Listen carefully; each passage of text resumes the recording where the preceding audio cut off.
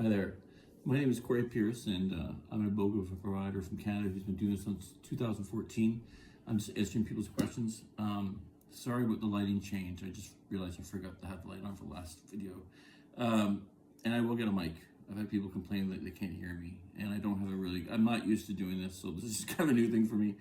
So I just want to talk about give an example of what it is that I'm doing and why I'm doing it. I am trying to help people with Iboga and inform people about Iboga. I also offer the services of treating people with Iboga through essentially remote dosing. I can't legally come to their house anymore, so I have to do it remotely. Like, the laws have changed in Canada since 2017, and a lot of people have this perception that Iboga is legal in Canada. It's not. There are no more clinics in Canada, so anyone tells you that there are clinics in Canada, that's absolutely not true. There's other advocates like me who are trying to help people, who maybe who are providers, but the clinics who were regulated by Health Canada have all been shut down, trust me.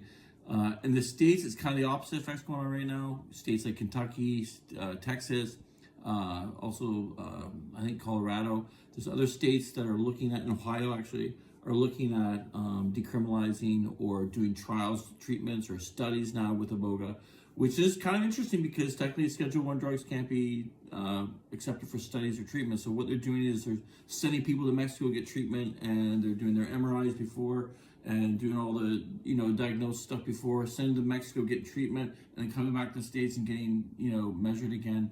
And it's a way of proof positive what Iboga does and some of the awesome stuff that I'm not even looking at yet that Iboga does. So I guess I'm getting off topic, I'm ranting, but essentially I had three people. I'll give examples of three people calling me in the last week, and the difference in calls, essentially people who are looking for treatment and asking to order. And the first person that called me seemed like a really reputable person, nice person. I still think he's a really reputable, nice person.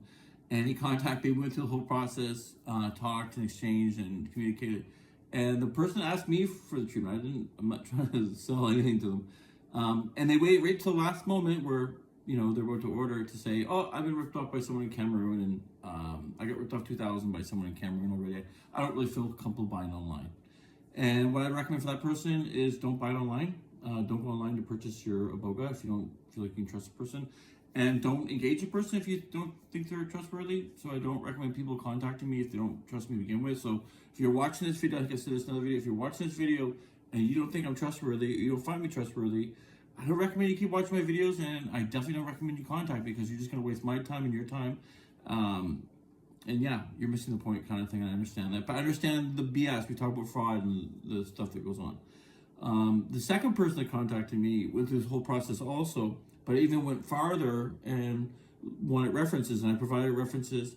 But because these references were the references that they liked, because I knew the people on WhatsApp and I had some connection with them they weren't friends of mine, but they're people I treated and I knew and I corresponded with. That's why they were willing to give reference, because they were so happy with the services. He wasn't satisfied with that, and he had been scammed before by someone in Cameroon, and decided, to not follow through with the ordering. The third person I got this week was this gentleman from Missouri, and he knows who he is, and he made my day. He literally not just made my day. I had one of the nicest compliments from him. We went through the whole process of talking and explaining. And with him, there was a possibility of risk because he does have what I thought was something more serious, but turned out to just be runner's heart, which I have, which isn't an issue for Iboga.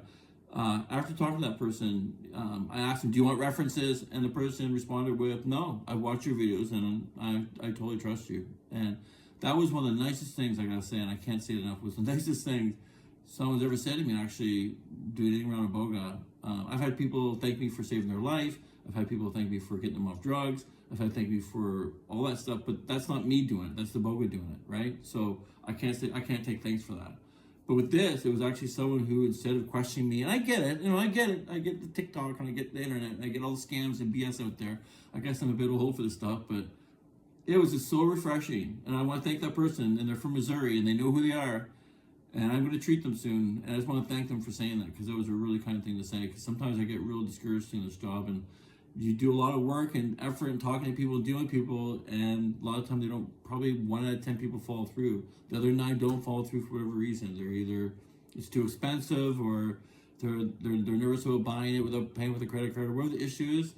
And it's just nice to have someone say something like that right up front, that they trust me right off the bat, because that's really important for me, that the person who's dealing with me trusts me and trust what I'm saying to them. Because when I do advise them, if they don't trust me to provide them with a dose, how are they going to trust me to provide them with the medicine or follow through with anything, you know? And at the end of the day, I can provide references. And my job was to if this is my thing, I'm a scam to rip people off, why would I spend $10,000 on a website and put all this effort and time into doing videos and totally expose who I am and say who I am and be totally 100 open and upfront about what I do, if my plan was to rip people off. And what kind of person would do that to begin with? You'd have to be a real piece of, real piece of shit to do that. And I know there's people out there that do that, but they're not the ones that do TikTok videos and talk about it and spend the time showing their face and saying their name and willing to give their location and expose themselves to the risk, knowing that Iboga is illegal in Canada and the States. So thank you, that guy, dude, my buddy, my new buddy from Missouri. And bless you, brother. Thank you so much. And if you do want to order from me, don't order if you don't trust me. If you don't like me or trust me or think, just please don't. There's no point in taking my advice. There's no point ordering from me if you don't trust me right from the get-go. Like, if you can't get a vibe from me, talking to you, chances are you're probably not in a situation you should be ordering from me. You should probably be looking at going to a clinic in Mexico. And thanks so much, guys. Cheers. Bye.